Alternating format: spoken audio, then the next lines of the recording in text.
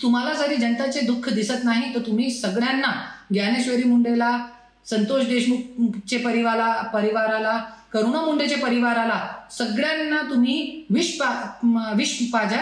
अजितदादा, तुम्ही धनंजय मुंडेला परत मंत्रिपद देण्याची गोष्ट करताय. तुम्ही एक लक्षात ठेवा, तुम्ही जनप्रतिनिधी आहे, धनंजय मुंडे प्रतिनिधी नाही, जे तुम्ही फक्त त्यांचा विचार करताय.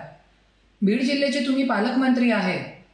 ज्ञानेश्वरी मुंडे, महादेव मुंडे हत्या प्रकरण, संतोष देशमुख हत्या प्रकरण, आणखी खूप काही खून आहे जे लोकांचे समोर आहे. पण शासन प्रशासनाला कसा गैरवापर करून हे लोकांनी हा सगळा काले कारोबार साम्राज्य करून ठेवला आहे हे तुम्हाला दिसलं आहे गेले 6 महिने 7 महिन्यापासून. तरी पण तुम्ही असे घाणेरडे व्यक्तीला तुम्ही मंत्रिपद देण्याची गोष्ट करताय. तुम्हाला इकडची जनताचे दुःख दिसत नाही.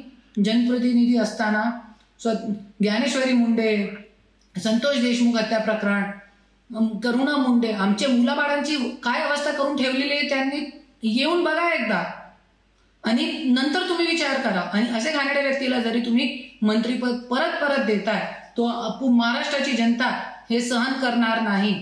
आणि तुम्हाला जरी जनताचे दुःख दिसत नाही तर तुम्ही सगळ्यांना, ज्ञानेश्वरी मुंडेला, संतोष देशमुखचे परिवाराला, करुणा मुंडेचे परिवाराला, सगळ्यांना तुम्ही विष पाजा. नंतर तुम्ही धनंजय मुंडेला मंत्रिपद द्या.